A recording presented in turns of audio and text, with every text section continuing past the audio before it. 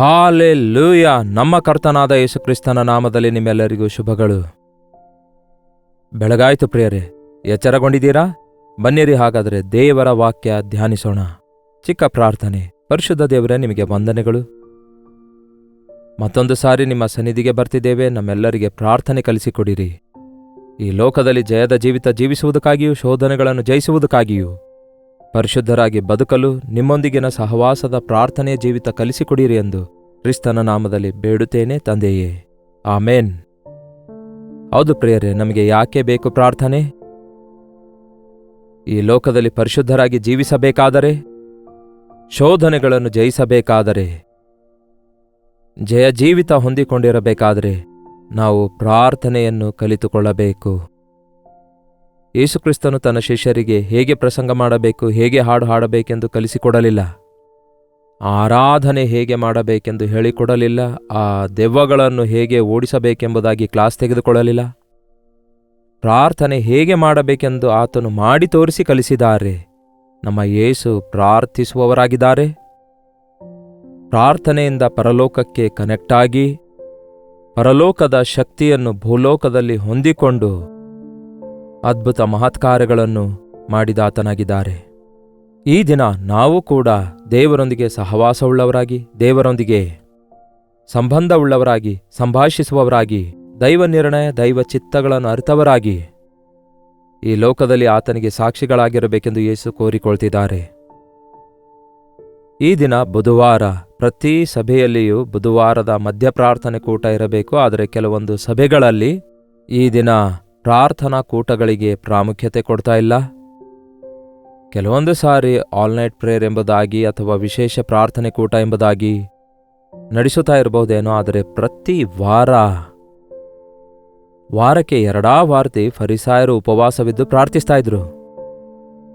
ನಿಮ್ಮ ಸಭೆಗಳಲ್ಲಿ ಮಧ್ಯವಾರದ ಪ್ರಾರ್ಥನಾ ಕೂಟ ಇರುವುದಾದರೆ ತಪ್ಪದೇ ಭಾಗವಹಿಸಿರಿ. ಇಲ್ಲವಾದರೆ ನಿಮ್ಮ ಪಾಸ್ಟರ್ ಅವರಿಗೆ ಅದನ್ನು ನಡೆಸಿರಿ ಎಂಬುದಾಗಿಲ್ಲವೇ ನೀವೇ ಪಾಸ್ಟರ್ ಆಗಿರೋದಾದರೆ ಒಂದು ನಿರ್ಣಯ ತೆಗೆದುಕೊಳ್ಳ್ರಿ. ನಿಜವೇ ಮನುಷ್ಯರು ಬರೋದಿಲ್ಲ. ನಮ್ಮ ಸಭೆಯಲ್ಲೂ ಕೂಡ ಬುಧವಾರ ಬಹಳ ಕಡಿಮೆ ಜನವೇ ಭಾಗವಹಿಸ್ತಾರೆ. ಆದರೆ ಕರ್ತನು ಕೊಟ್ಟ ಪ್ರೇರೇಪಣೆಯ ಮೇರೆಗೆ ಬುಧವಾರ ಉಪವಾಸ ಪ್ರಾರ್ಥನೆ, ಶುಕ್ರವಾರ ಉಪವಾಸ ಪ್ರಾರ್ಥನೆ ಕಂಟಿನ್ಯೂ ಮಾಡ್ತಾ ಇರುವಾಗ ಎಷ್ಟೋ ದೇವರ ಆತ್ಮನ ಶಕ್ತಿಯನ್ನು ಹೊಂದಿಕೊಳ್ತಿದ್ದೇವೆ. ಕರ್ತನ ಪ್ರತ್ಯಕ್ಷತೆಯ ಕುರಿತು ತಿಳಿದುಕೊಳ್ತಾ ಇದ್ದೇವೆ. ಯೇಸು ಪ್ರಾರ್ಥನೆಗೆ ಎಷ್ಟು ಪ್ರಾಮುಖ್ಯತೆ ಕೊಟ್ಟರೆಂದು ಬೈಬಲ್ನಲ್ಲಿ ಎಷ್ಟೋ ಸ್ಥಳಗಳಲ್ಲಿ ನಾವು ನೋಡ್ತೇವೆ. ಆತನು ಇನ್ನು ಮೊಬ್ಬಾಗಿರುವಾಗಲೇ ಹೋಗಿ ಎಣ್ಣೆ ಮರಗಳ ಗುಡ್ಡಕ್ಕೆ ಹೋಗಿ ಪ್ರಾರ್ಥನೆ ಮಾಡ್ತಾ ಇದ್ರೆಂದು, ರಾತ್ರಿ ಇಡೀ ಪ್ರಾರ್ಥನೆ ಮಾಡ್ತಾ ಇದ್ರೆಂದು. ಮುಖ್ಯವಾಗಿ ಯೇಸು ಹಿಡಿದುಕೊಡಲ್ಪಟ್ಟ ರಾತ್ರಿಯಲ್ಲಿ ಆತನು ಏನ್ ಮಾಡಿದನು ನೋಡಿ. ಲೂಕನ ಸುವಾರ್ತೆ 22ನೇ ಅಧ್ಯಾಯದ 39ನೇ ವಚನ ಓದುತ್ತಿದ್ದೇನೆ, ಕೇಳ್ರಿ. ತರುವಾಯ ಆತನು ಹೊರಟು ತನ್ನ ಪದ್ಧತಿಯ ಪ್ರಕಾರ, ಅಂದರೆ ವಾಡಿಕೆಯ ಪ್ರಕಾರ, ಪದ್ಧತಿಯ ಪ್ರಕಾರ ಆತನು ರೆಗ್ಯುಲರ್ ಆಗಿ ಹೋಗುವ ಪ್ರಾರ್ಥನೆಯ ಸ್ಥಳ ಅದು. ಎಣ್ಣೆ ಮರಗಳ ಗುಡ್ಡಕ್ಕೆ ಹೋದನು. ಶಿಷ್ಯರು ಆತನ ಹಿಂದೆ ಹೋದರು. ಆತನು ಕ್ಲುಪ್ತ ಸ್ಥಳಕ್ಕೆ ಬಂದಾಗ ಅವರಿಗೆ, ನೀವು ಶೋಧನೆಗೆ ಒಳಗಾಗದಂತೆ ದೇವರನ್ನು ಪ್ರಾರ್ಥಿಸಿರಿ ಎಂದು ಹೇಳಿದನು. ಆಮೇಲೆ ಆತನು ಅವರನ್ನು ಬಿಟ್ಟು ಕಲ್ಲೆಸೆಯುವಷ್ಟು ದೂರ ಹೋಗಿ ಮೊಳಕಾಲೂರಿ, ಹಾಲೆಲೂಯ, ನಮ್ಮ ಯೇಸು ಮೊಳಕಾಲೂರಿ ಪ್ರಾರ್ಥಿಸಿದರು. ನಾವು ಕೂಡ ಮೊಳಕಾಲೂರಿ ಪ್ರಾರ್ಥಿಸುವುದನ್ನು ಕಲಿಯಬೇಕು. ತಂದೆಯೇ, ನಿನಗೆ ಇಷ್ಟವಿದ್ದರೆ ಈ ಪಾತ್ರೆಯನ್ನು ನನ್ನಿಂದ ತೊಲಗಿಸು. ಹೇಗೂ ನನ್ನ ಚಿತ್ತವಲ್ಲ ನಿನ್ನ ಚಿತ್ತವೇ ಆಗಲಿ ಎಂದು ಪ್ರಾರ್ಥಿಸಿದನು. ಪ್ರಾರ್ಥನೆ ಅಂದ ಕೂಡಲೇ ಏನೇನೋ ನಾವು ಬೇಡಿಕೊಳ್ತೇವೆ. ಅದನ್ನು ದಯಪಾಲಿಸಿರಿ ದೇವ್ರೆ, ಇದನ್ನು ದಯಪಾಲಿಸಿರಿ ಎಂದು ನಾವು ಬೇಡಿಕೊಳ್ತೇವೆ. ನನ್ನ ಅನಾರೋಗ್ಯ ತೊಲಗಿಸಿರಿ ದೇವ್ರೆ, ಈ ನೋವು ತೊಲಗಿಸಿರಿ ಎಂದು ಏನೇನೋ ನಾವು ದೇವರ ಮುಂದೆ ಬೇಡಿಕೊಳ್ತೇವೆ. ಅಷ್ಟಕ್ಕೂ ಪ್ರಾರ್ಥನೆ ಎನ್ನುವಂಥದ್ದು ನಮ್ಮ ಇಷ್ಟಗಳನ್ನು, ಅಗತ್ಯತೆಗಳನ್ನು ದೇವರ ಮುಂದೆ ಹೇಳಿಕೊಳ್ಳುವಂಥದ್ದಲ್ಲ ಪ್ರಿಯರೇ. ದೇವರ ಇಷ್ಟ ಏನಾಗಿದೆ, ದೇವರ ಚಿತ್ತ ಏನಾಗಿದೆ, ದೇವರ ಪ್ರಣಾಳಿಕೆ ಏನಾಗಿದೆ ಎಂದು ಅರಿತುಕೊಳ್ಳುವಂಥದ್ದಾಗಿದೆ. ಯೇಸು ಹೋಗಿ ಪ್ರಾರ್ಥನೆ ಮಾಡ್ತಾ ಏನು ಹೇಳ್ತಾರೆ? ತಂದೆಯೇ, ನನ್ನ ಇಷ್ಟವಲ್ಲ ನಿಮ್ಮ ಇಷ್ಟವೇ, ನನ್ನ ಚಿತ್ತವಲ್ಲ ನಿಮ್ಮ ಚಿತ್ತವೇ ಆಗಲಿ ಎಂದು ಪ್ರಾರ್ಥಿಸಿದನು. ನಾವು ದೇವರ ಸನ್ನಿಧಿಗೆ ಹೋಗುವಾಗ ನಮಗೆ ಬೇಕಾದವುಗಳ ವಿಷಯದಲ್ಲಿ ಒಂದು ಮಾತು ಹೇಳಿದ್ರೆ ಸಾಕಾಗುತ್ತೆ. ಆದರೆ ಆತನ ಚಿತ್ತ ಮಾಡಬೇಕೆಂಬುದಾಗಿ ನಮಗೆ ಆಳವಾದ ಕೋರಿಕೆ ಇರಬೇಕು. ನಿಮಗೆ ಬೇಕಾದದ್ದು ಬೇಡಿಕೊಳ್ಳಿರಿ, ಬೇಡಿಕೊಳ್ಳಿರಿ ನಿಮಗೆ ಕೊಡುವೇನೆಂದು ಯೇಸು ಹೇಳಿದಾರಲ್ಲವೇ? ಆದರೆ ನಿನ್ನ ಚಿತ್ತ ಇರುವುದಾದರೆ ಅದನ್ನು ದಯಪಾಲಿಸಿರಿ, ಇದನ್ನು ದಯಪಾಲಿಸಿರಿ ಎಂದು ಕೇಳಬೇಕೇ ಹೊರತು ಇದನ್ನು ಕೊಡಿರಿ ಅದನ್ನು ಕೊಡಿರಿ ಎಂದು. ಹೀಗೆ ನಮಗೆ ಬೇಕಾದ ಒಂದು ದೊಡ್ಡ ಲಿಸ್ಟ್ ತೆಗೆದುಕೊಂಡು ಹೋಗಿ ದೇವರ ಮುಂದೆ ಗಂಟೆಗಳವರೆಗೂ ಪ್ರಾರ್ಥನೆ ಮಾಡಿ ಅದನ್ನೇ ಪ್ರಾರ್ಥನೆ ಅಂದುಕೊಳ್ಳೋದಾದರೆ ತಪ್ಪು. ಪ್ರಾರ್ಥಿಸುವುದು ನಾವು ದೇವರ ಮನಸ್ಸು ಮಾರ್ಪಡಿಸುವುದಕ್ಕಾಗಿ ಅಲ್ಲ, ನಮ್ಮ ಮನಸ್ಸು ಮಾರ್ಪಡಿಸಿಕೊಳ್ಳುವುದಕ್ಕಾಗಿ. ನಾವು ಪ್ರಾರ್ಥಿಸುವಂಥದ್ದು ದೇವರ ನಿರ್ಣಯಗಳನ್ನು ತಿಳಿದುಕೊಳ್ಳುವುದಕ್ಕಾಗಿಯೇ ಹೊರತು ನಮ್ಮ ಊಹಾಪೂಹಗಳನ್ನೆಲ್ಲ ಆತನಿಗೆ ಹೇಳಿಕೊಳ್ಳುವುದಕ್ಕಾಗಿ ಅಲ್ಲ. ನಮ್ಮ ಕೋರಿಕೆಯಲ್ಲ ಆತನಿಗೆ ಕೇಳುವುದಕ್ಕಾಗಿ ಅಲ್ಲ, ಆತನ ಚಿತ್ತ ಏನೆಂದು ತಿಳಿದುಕೊಳ್ಳುವುದಕ್ಕಾಗಿ. ಹಾಗಾಗಿ ಪ್ರಾರ್ಥಿಸುವಾಗ ನಾವು ಒಂದು ಸೀರಿಯಸ್ನೆಸ್, ಒಂದು ಭಾರದೊಂದಿಗೆ ಪ್ರಾರ್ಥಿಸಬೇಕು. ಬಹಳಷ್ಟು ಸಾರಿ ಜನರು ಪ್ರಾರ್ಥಿಸುವಾಗ ಅವರು ಏನು ಬೇಡಿಕೊಳ್ತಾರೆ ಎಂದು ಅವರಿಗೆ ಗೊತ್ತಿರಲ್ಲ. ಬಾಯಿಗೆ ಬಂದಿರುವ ಮಾತುಗಳಿಂದೆಲ್ಲ ಪ್ರಾರ್ಥಿಸ್ತಾರೆ. ವಾಕ್ಯ ಹೇಳ್ತದೆ, ಆತನು ಆಕಾಶದಲ್ಲಿದ್ದಾನೆ, ನೀವು ಭೂಲೋಕದಲ್ಲಿದ್ದೀರಿ, ನೀವು ಮಾತಾಡುವ ವಿಷಯದಲ್ಲಿ ಜಾಗರೂಕರಾಗಿರಿ. ಸುಮ್ಮನೆ ದೇವರ ಸನ್ನಿಧಿಗೆ ಹೋಗಿ ಗಿಳಿ ಮಾತುಗಳನ್ನಾಡಬೇಡಿರಿ, ಅನವಶ್ಯಕವಾದ ಬೇಡಿಕೆ ಇಟ್ಕೊಳ್ಬೇಡಿರಿ, ಅನವಶ್ಯಕವಾದ ವ್ಯಾಖ್ಯಾನೆಗಳನ್ನು ಇಟ್ಕೊಳ್ಬೇಡಿರಿ. ಹೃದಯ ಅಂತರಾಳದಿಂದ ನಿಮ್ಮ ಹೃದಯದ ಒಳಗಡೆಯಿಂದ ಬರುವಂತಹ ಒಂದು ಕೂಗೇ ಪ್ರಾರ್ಥನೆಯಾಗಿರುತ್ತೆ. ಆ ಬಾಧೆಯೊಳಗಿಂದ, ಆ ವೇದನೆಯೊಳಗಿಂದ, ಆ ಕೊರತೆಯೊಳಗಿಂದ, ಆ ಅವಶ್ಯಕತೆಯೊಳಗಿಂದ ದೇವರೇ ನನಗೆ ಸಹಾಯ ಮಾಡಿರಿ ಎಂಬ ಆಸೆ ನಿಮಗಿರೋದಾದರೆ, ಕೂಗಿಕೊಳ್ಳುವುದಾದರೆ ಅದ್ಭುತವಾಗಿ ಯೇಸು ನಮಗೆ ಸಹಾಯ ಮಾಡ್ತಾರೆ. ಇಲ್ಲಿ ಯೇಸು ಮಾಡಿರುವಂತಹ ಪ್ರಾರ್ಥನೆ ನೋಡಿ. ತಂದೆಯೇ, ನಿನಗೆ ಚಿತ್ತವಿದ್ದರೆ ಈ ಪಾತ್ರೆಯನ್ನು ನನ್ನಿಂದ ತೊಲಗಿಸು. ಏನಂತೆ? ತಂದೆಯೇ, ನಿನಗೆ ಇಷ್ಟವಿದ್ದರೆ ಈ ಪಾತ್ರೆಯನ್ನು ನನ್ನಿಂದ ತೊಲಗಿಸು. ಹೇಗೂ ನನ್ನ ಚಿತ್ತವಲ್ಲ, ನಿನ್ನ ಚಿತ್ತವೇ ಆಗಲಿ. ಕೆಲವೊಂದು ಸಾರಿ ನಮಗಿಷ್ಟ ಇಲ್ಲದನ್ನು ಮಾಡನ್ನುತ್ತಾರೆ ದೇವರು. ಅದೇ ರೀತಿ ಯಾರಿಗೆ ಕಷ್ಟಪಡೋದಂದ್ರೆ ಇಷ್ಟ ಹೇಳ್ರಿ? ಸುಖ ಪಡೋದೇ ಎಲ್ಲರಿಗೂ ಇಷ್ಟ. ನಮ್ಗೆ ಯಾರಾದರೂ ಕಷ್ಟಪಡು ಅಂದರೆ ಕಷ್ಟಪಡುತ್ತೇವೋ? ನಂಬಿಕೆಯಿಂದ ಇರು ಅಂತ ಹೇಳೋದು ಕಷ್ಟ ಅಂದ್ಕೊಳ್ತಾರೆ. ಸುಲಭವಾದ ಮಾರ್ಗದಲ್ಲಿ ನಾವು ಹೋಗಬೇಕೆಂಬುದಾಗಿ ಇಷ್ಟಪಡುತ್ತೇವೆ. ಇಕ್ಕಟ್ಟಾದ ಮಾರ್ಗದಲ್ಲಿ ಹೋಗಬೇಕಾದ್ರೆ ಕಷ್ಟಪಡಬೇಕು. ಅಗಲವಾದ ಮಾರ್ಗದಲ್ಲಿ ಹೋಗುವುದಕ್ಕೆ ಯಾವ ಬಾಧೆ ಬೇಕಾಗಿಲ್ಲ, ಯಾವ ಶ್ರಮೆ ಬೇಕಾಗಿಲ್ಲ. ನಾವು ಪ್ರಾರ್ಥನೆ ಮಾಡಲು ಹೋಗುವಾಗ ನಾವು ದೇವರ ಸನ್ನಿಧಿಯಲ್ಲಿ ನಮ್ಮ ಚಿತ್ತವನ್ನು, ನಮ್ಮ ಇಷ್ಟವನ್ನು ಬಿಟ್ಟು ಬಿಡುವುದಕ್ಕಾಗಿ ಸಿದ್ಧರಾಗಿರಬೇಕು. ಅದೇ ನಿಜವಾದ ಪ್ರಾರ್ಥನೆ.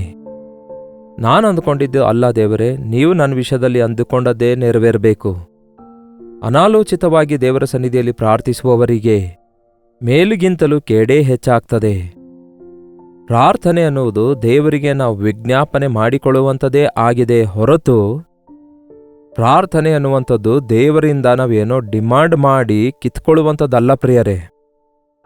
ಆತನು ಕೊಡ್ತಾನೆ, ತನ್ನ ಮಕ್ಕಳಿಗೆ ಮೇಲಾದವುಗಳನ್ನೇ ಕೊಡ್ತಾನೆ. ಆತನು ಕಾರ್ಯಗಳನ್ನು ಮಾಡ್ತಾನೆ. ಆತನು ಮಾಡುವ ಕಾರ್ಯಗಳೆಲ್ಲ ನಮ್ಮ ಅನುಕೂಲತೆಗಾಗಿಯೇ. ಅಂತಹ ನಂಬಿಕೆಯೊಂದಿಗೆ ನಾವು ಪ್ರಾರ್ಥಿಸಬೇಕು. ಅದಕ್ಕೆ ಬೈಬಲ್ ಹೇಳ್ತದೆ, ನಂಬಿಕೆಯಿಂದ ಯೇಸುವಿಗೆ ಬೇಡಿಕೊಳ್ಳಿರಿ, ಅದ್ಭುತ ಕಾರ್ಯ ನಡೆಯುತ್ತದೆ ಎಂದು. ಅಪನಂಬಿಕೆಯಿಂದ ಬೇಡಿಕೊಳ್ಳುವವನಿಗೆ ಏನೂ ದೊರಕುವುದಿಲ್ಲ. ಅದಕ್ಕೆ ನಾವು ಪ್ರಾರ್ಥನೆ ಮಾಡುವಾಗ ಮೊಳಕಾಲೂರಿ ಪ್ರಾರ್ಥಿಸಬೇಕು ಎಂಬುದಾಗಿ ಯೇಸು ಹೇಳ್ತಾರೆ. ಯೇಸುವೇ ಮೊಳಕಾಲೂರಿ ಪ್ರಾರ್ಥಿಸಿದ್ದಾರೆ. ಮೊಳಕಾಲೂರಿ ಪ್ರಾರ್ಥಿಸುವುದರಲ್ಲಿ ಎಷ್ಟು ಶಕ್ತಿ ಇರುತ್ತೆ ಎಂದು, ಎಷ್ಟು ಏಕಾಗ್ರತೆ ಇರುತ್ತೆ ಎಂದು, ಯಾವ ರೀತಿ ಬಿಡುಗಡೆ ದೊರಕುತ್ತದೆ ಎಂದು, ಯಾವ ರೀತಿ ದೇವರ ನಿಕಟತೆಗೆ ಸೇರುತ್ತೇವೆ ಎಂಬುದಾಗಿ ನಾನು ಎಷ್ಟೇ ವಿವರಿಸಿದರೂ ಸಹ ನೀವು ಸ್ವತಃ ಮೊಳಕಾಲೂರಿ ಪ್ರಾರ್ಥಿಸುವವರೆಗೂ ನಿಮ್ಮ ಅನುಭವವಾಗಿ ಅದು ಮಾರ್ಪಡಲ್ಲ. ದಿನಾಲೂ ಕೆಲವು ನಿಮಿಷ ಮೊಳಕಾಲೂರಿ ಪ್ರಾರ್ಥಿಸಿರಿ. ಮೊಳಕಾಲು ನೋವು ಎಂದು ಹೇಳಬಾರ್ದು, ಮೊಳಕಾಲು ಉರ್ಲಿಕ್ಕಾಗಲ್ಲ ಎಂದು ಹೇಳಬಾರ್ದು. ಹೌದಲ್ಲವೇ? ನೀವು ಮೊಳಕಾಲೂರಿರಿ. ಯಾವುದಾದ್ರೂ ಸಪೋರ್ಟ್ ತೆಗೆದುಕೊಂಡಾದ್ರೂ ಮೊಳಕಾಲೂರಿರಿ. ಅಂದರೆ ಎದುರುಗಡೆ ಒಂದು ಕುರ್ಚಿಯನ್ನಾದರೂ ಹಾಕಿಕೊಂಡು ಅದರ ಸಪೋರ್ಟ್ ತೆಗೆದುಕೊಂಡು ಮೊಳಕಾಲೂರಿರಿ.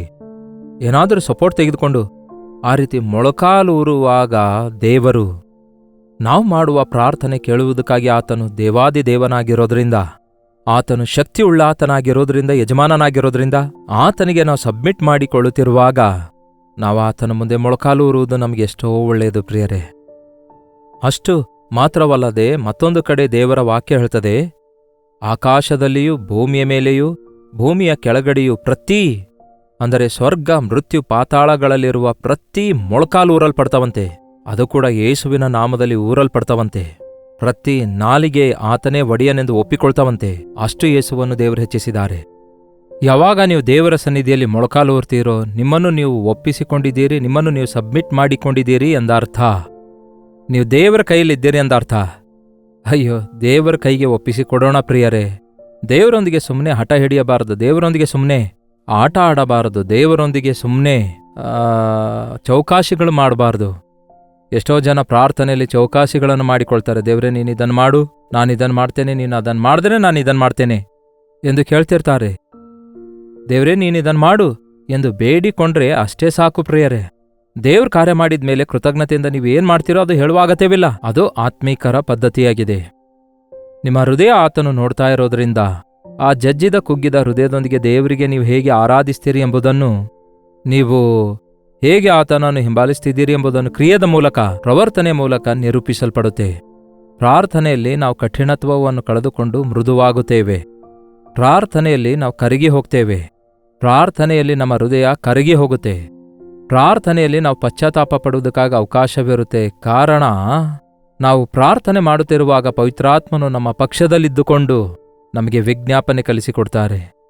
ಅಂತಹ ಪ್ರಾರ್ಥನಾತ್ಮವುಳ್ಳ ಪ್ರಾರ್ಥನೆ ಜೀವಿತ ನಾವು ಹೊಂದಿಕೊಂಡಿರಬೇಕು.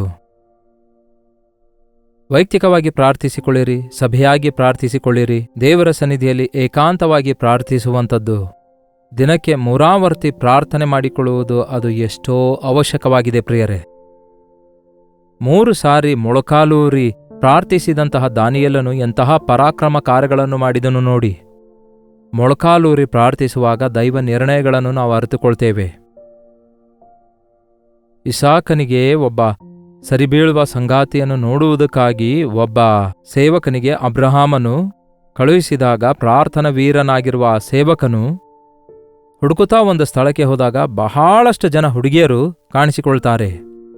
ಅವರಲ್ಲಿ ಯಾರು ಅಂದವಾಗಿದ್ದಾರೆ, ಯಾರು ಚೆನ್ನಾಗಿದ್ದಾರೆ, ಯಾರು ಸುಂದರವಾಗಿದ್ದಾರೆ. ಇಸಾಕನಿಗೆ ಇವರಲ್ಲಿ ಯಾರು ಚೆನ್ನಾಗಿರ್ತಾರೆಂದು ಚೂಸ್ ಮಾಡಿಕೊಳ್ಳಲಿಲ್ಲ. ಆದರೆ ಅಲ್ಲಿ ಏನ್ ಮಾಡ್ತಾನೆ ಗೊತ್ತಾ ಪ್ರಿಯರೇ, ಆ ಸೇವಕನು ಮೊಳಕಾಲೂರಿ ತನ್ನ ಒಂಟೆಗಳಿಗೂ ಕೂಡ ಮೊಳಕಾಲೂರುವಂತೆ ಮಾಡಿ, ದೇವರೇ, ಪ್ರಭುವೇ, ನಾನು ಬಂದಿರುವ ಕಾರ್ಯ ಸಫಲವಾಗುವಂತೆ ಸಹಾಯ ಮಾಡಿರಿ, ನಾನು ಕುಡಿಯಲು ನೀರು ಕೊಡು ಎಂದು ಕೇಳಿದಾಗ ಯಾರು ಈ ಸ್ತ್ರೀಯರಲ್ಲಿ ಮುಂದೆ ಬಂದು ನನಗೆ ನೀರು ಕೊಡುತ್ತಾರೋ, ನನಗಷ್ಟೇ ಅಲ್ಲ ಈ ನನ್ನ ಒಂಟೆಗಳಿಗೂ ಸಹ ನೀರು ತೋಡಿ ಕೊಡುತ್ತಾರೋ ಅವರು ನೀವು ನಿರ್ಣಯಿಸಿರುವ ವ್ಯಕ್ತಿಯೆಂದು ಆ ಹುಡುಗಿಯನ್ನು ನಾನು ಗುರುತಿಸುತ್ತೇನೆ ಎಂದು ಹೇಳಿದಾಗ, ಇಲ್ಲವೇ ಹಾಗೆಂದು ಪ್ರಾರ್ಥಿಸಿದಾಗ, ಕಣ್ಣು ತೆರೆದು ದೇವರೇ ನಿನ್ನ ಚಿತ್ತ ತೋರಿಸು, ಇಸಾಕನಿಗೆ ನೀವು ಹೆಂಡತಿಯನ್ನಾಗಿ ಆರಿಸಿರುವಂತಹ ಹುಡುಗಿ ಯಾರೆಂದು ತೋರಿಸಿರಿ, ನಿಮ್ಮ ಚಿತ್ತ ತೋರಿಸಿರಿ ಎಂದು ಕಣ್ಣು ತೆರೆದಾಗ ಎದುರುಗಡೆಗೆ ರೆಬ್ಬೇಕಳು ಬರ್ತಾಳೆ. ಬೈಬಲ್ ಹೇಳ್ತದೆ, ಆಕೆ ಸುಂದರವಾಗಿದ್ದಳು,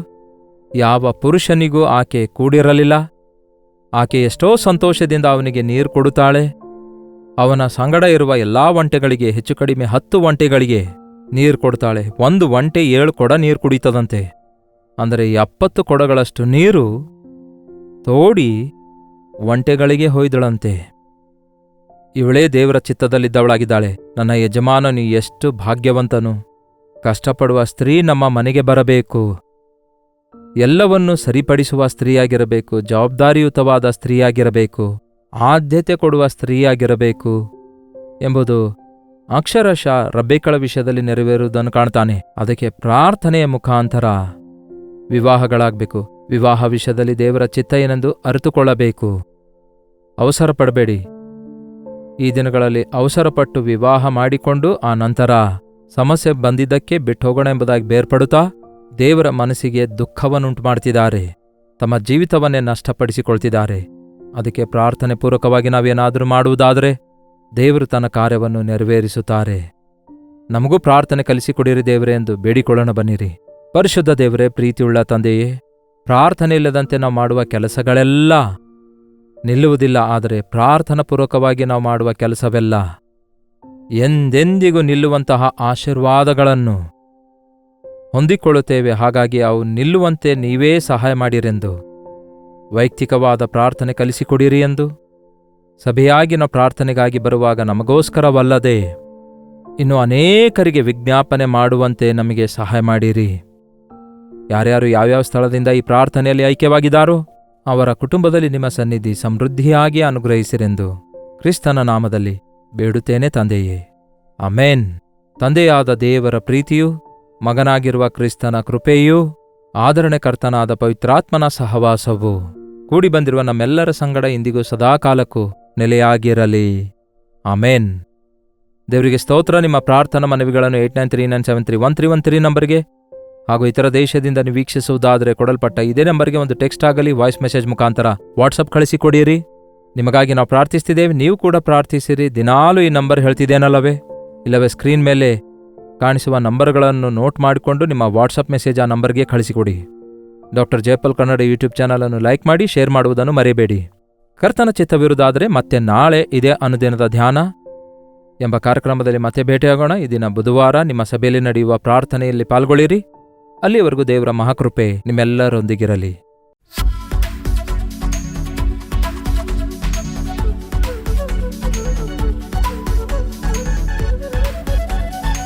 ಬೆಂಗಳೂರಿನ ಸುತ್ತಮುತ್ತಲಿರುವವರೆಲ್ಲರಿಗೆ ಶುಭವಾರ್ತೆ. ಕರ್ತನ ಚಿತ್ತವಿರುವುದಾದರೆ ಡಿಸೆಂಬರ್ 4ನೇ ತಾರೀಕಿನಂದು ಮತ್ತೊಮ್ಮೆ ಬ್ಯಾಂಗ್ಳೂರಿಗೆ ಬರ್ತಿದ್ದೇವೆ. ಮಧ್ಯಾಹ್ನ 2ರಿಂದ ಸಂಜೆ 5ರವರೆಗೂ, ಸಂಜೆ 5ರಿಂದ ರಾತ್ರಿ 10ರವರೆಗೂ 2 ಸೆಷನ್ಗಳಾಗಿ 1 ಡೇ ಗೆಟ್ ಟುಗೆದರ್ ಅನ್ನು ಬ್ಯಾಂಗ್ಳೂರಿನಲ್ಲಿ ಏರ್ಪಡಿಸುತ್ತಾ ಇದ್ದೇವೆ. ಬರಬೇಕಾದ ನೀವೆಲ್ಲರೂ ಬಂದು ಸಾಧ್ಯವಾದರೆ 2 ಸೆಷನ್ಸ್ಗಳಿಗೂ ಬಂದು ದೇವರ ಆಶೀರ್ವಾದಗಳನ್ನು ಹೊಂದಿಕೊಳ್ಳಿರಿ. ವರ್ಷದ ಅಂತ್ಯಕ್ಕೆ ಬಂದಿದ್ದೇವೆ. ಬೇಕಾದರೆ ಬ್ಯಾಂಗ್ಳೂರಿನ ಸುತ್ತಮುತ್ತಲಿನ ಊರಿನಿಂದಲೂ ಬಂದು ಮಧ್ಯಾಹ್ನದ ಸೆಷನ್ 1 ಅಟೆಂಡ್ ಆಗಿ ಸಾಧ್ಯವಾದರೆ ಈವ್ನಿಂಗ್ ನೀವು ಹೊರಟು ಹೋಗಬಹುದು. ನೆನ್ಪಿಟ್ಕೊಳ್ಳಿರಿ, ಡಿಸೆಂಬರ್ 4ನೇ ತಾರೀಕಿನಂದು ಮಧ್ಯಾಹ್ನ 2 ಗಂಟೆಯಿಂದ ಸಂಜೆ 5 ಗಂಟೆವರೆಗೂ, ಸಂಜೆ 6 ಗಂಟೆಯಿಂದ ರಾತ್ರಿ 10 ಗಂಟೆವರೆಗೂ 2 ಸೆಷನ್ಸ್ಗಳನ್ನು ಹಡ್ಸನ್ ಕಮ್ಯುನಿಟಿ ಸೆಂಟರ್ ಎಂಬ ಸ್ಥಳದಲ್ಲಿ ಬ್ಯಾಂಗ್ಳೂರಿನಲ್ಲಿ ಈ 1 ಡೇ ಗೆಟ್ ಟುಗೆದರ್ ಅನ್ನು ಏರ್ಪಡಿಸಲಾಗಿದೆ. ಹೆಚ್ಚಿನ ವಿವರ ಬೇಕಾದಂಥವರು 8939393939 ನಂಬರಿಗೆ ಕರೆ ಮಾಡಬಹುದು. ಇಲ್ಲವೇ QR ಕೋಡ್ ಕೊಡಲಾಗಿದೆ, ಬೇಕಾದರೆ ಸ್ಕ್ಯಾನ್ ಮಾಡಿಕೊಳ್ಳಿ. ಇಲ್ಲವೇ ಕೊಡಲ್ಪಟ್ಟ ನಂಬರಿಗೆ ವಾಟ್ಸಪ್ ಕಳಿಸಿಕೊಡಿರಿ, ನಿಮಗೆ ಅಡ್ರೆಸ್ ಕಳಿಸಲಾಗುತ್ತೆ. ಮುಖಾಮುಖಿಯಾಗಿ ನಿಮ್ಮನ್ನು ನೋಡಬೇಕೆಂದು, ವೈಯಕ್ತಿಕವಾಗಿ ನಿಮ್ಮೆಲ್ಲರೊಂದಿಗೆ ಪ್ರಾರ್ಥಿಸಬೇಕೆಂದು ನಾವು ಬ್ಯಾಂಗ್ಳೂರಿಗೆ ಬರ್ತಿದ್ದೇವೆ. ಕಲ್ವರಿ ದರ್ಶನ ಟಿವಿ ಕಾರ್ಯಕ್ರಮದ ಮೂಲಕ, ಸೋಷಿಯಲ್ ಮೀಡಿಯಾದ ಮೂಲಕ ದೇವರ ವಾಕ್ಯ ಕೇಳ್ತಿರುವ ನಿಮ್ಮೆಲ್ಲರಿಗೆ ದೇವರು ದಿವ್ಯ ದಾನಗಳನ್ನು ಕೊಟ್ಟು ನಿಮ್ಮನ್ನು ಆಶೀರ್ವದಿಸಬೇಕೆಂದು ಮನಸಾರೆ ಪ್ರಾರ್ಥಿಸ್ತಿದ್ದೇವೆ. ಈ ಮೀಟಿಂಗ್ ಮೂಲಕ ನಿಮ್ಮನ್ನು ಮತ್ತಷ್ಟು ಬಲಪಡಿಸಬೇಕೆಂದು, ನಿಮ್ಮನ್ನು ಮುಖಾಮುಖಿಯಾಗಿ ನೋಡಿ ನಿಮಗಾಗಿ ಪ್ರಾರ್ಥಿಸಬೇಕೆಂದು ಈ ಗೆಟ್ ಟುಗೆದರ್ ಏರ್ಪಡಿಸಲಾಗಿದೆ. ಬನ್ನಿರಿ, ಆಶೀರ್ವದಿಸಲ್ಪಡಿರಿ. ವಂದನೆಗಳು.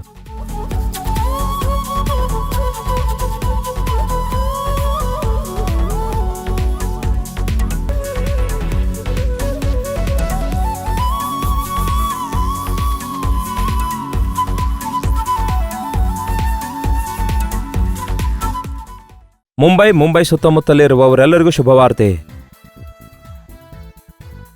ಮತ್ತೊಂದು ಸಾರಿ ಡಿಸೆಂಬರ್ 10ನೇ ತಾರೀಕಿನಂದು ಒಂದು ವಿಶೇಷವಾದ ಪಾಸ್ಟರ್ಸ್ ಕ್ರಿಸ್ಮಸ್ ಮೀಟಿಂಗ್ನಲ್ಲಿ ವಾಕ್ಯ ಸಾರುವುದಕ್ಕಾಗಿ ಮುಂಬೈಗೆ ಬರ್ತಿದ್ದೇನೆ.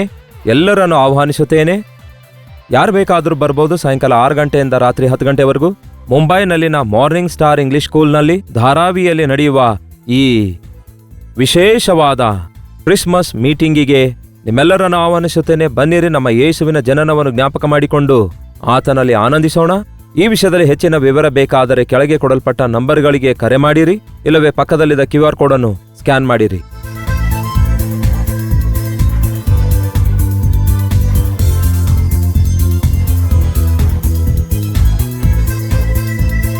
ಮುಂಬೈ ಸುತ್ತಮುತ್ತಲಿರುವವರೆಲ್ಲರಿಗೂ ಶುಭವಾರ್ತೆ. ನಿಮ್ಮನ್ನು ನೇರವಾಗಿ ಭೇಟಿಯಾಗಿ ನಿಮಗಾಗಿ ವೈಯಕ್ತಿಕವಾಗಿ ಪ್ರಾರ್ಥಿಸಬೇಕೆಂದು ಮತ್ತೊಂದು ಸಾರಿ ಮುಂಬೈನಲ್ಲಿ 1 ಡೇ ಗೆಟ್ ಟುಗೆದರ್ ಅನ್ನು ಮುಂದಿನ ತಿಂಗಳು ಡಿಸೆಂಬರ್ 11ನೇ ತಾರೀಕಿಗೆ ಏರ್ಪಡಿಸುತ್ತಿದ್ದೇವೆ. ತಪ್ಪದೇ ಬನ್ನಿರಿ. ಕಲ್ವರಿ ದರ್ಶನ ಟಿವಿ ಕಾರ್ಯಕ್ರಮದಿಂದಲೂ ಹಾಗೂ ಸೋಷಿಯಲ್ ಮೀಡಿಯಾದಿಂದಲೂ ಬಲಗೊಳ್ಳುವ ನಿಮ್ಮೆಲ್ಲರಿಗೆ ಮುಖಾಮುಖಿಯಾಗಿ ಭೇಟಿಯಾಗಿ ಪ್ರಾರ್ಥನೆ ಮಾಡುವುದಕ್ಕಾಗಿಯೂ ದೇವರ ವಾಕ್ಯ ಸಾರುವುದಕ್ಕಾಗಿಯೂ ನಾವೆಲ್ಲರೂ ಕೂಡಿ ಬರೋಣ. ರೆಹೋತೋರ್ ಮೆಮೋರಿಯಲ್ ಮೆಥೋಡಿಸ್ಟ್ ಚರ್ಚ್ನಲ್ಲಿ. ನೆನಪಿರಲಿ, ರೆಹೋತೋರ್ ಮೆಮೋರಿಯಲ್ ಮೆಥೋಡಿಸ್ಟ್ ಚರ್ಚ್ನಲ್ಲಿ, ಸ್ಟೇಷನ್ ರೋಡ್, ಪರೇಲ್, ಮುಂಬೈ. ಈ ವಿಷಯದಲ್ಲಿ ಹೆಚ್ಚಿನ ವಿವರ ಬೇಕಾದರೆ 8939393939 ನಂಬರಿಗೆ ಕರೆ ಮಾಡಿರಿ, ಇಲ್ಲವೇ QR ಕೋಡ್ ಅನ್ನು ಸ್ಕ್ಯಾನ್ ಮಾಡಿರಿ. ಒಂದೇ ಸೆಷನ್ ಇರುತ್ತೆ ಪ್ರಿಯರೇ. ಈ 1 ಡೇ ಗೆಟ್ ಟುಗೆದರ್ ಸಾಯಂಕಾಲ 6 ಗಂಟೆಯಿಂದ ರಾತ್ರಿ 10 ಗಂಟೆವರೆಗೂ ಇರುತ್ತೆ. ತಪ್ಪದೆ ಬನ್ನಿರಿ. ದೈವ ಆಶೀರ್ವಾದ ಹೊಂದಿಕೊಳ್ಳಿರಿ.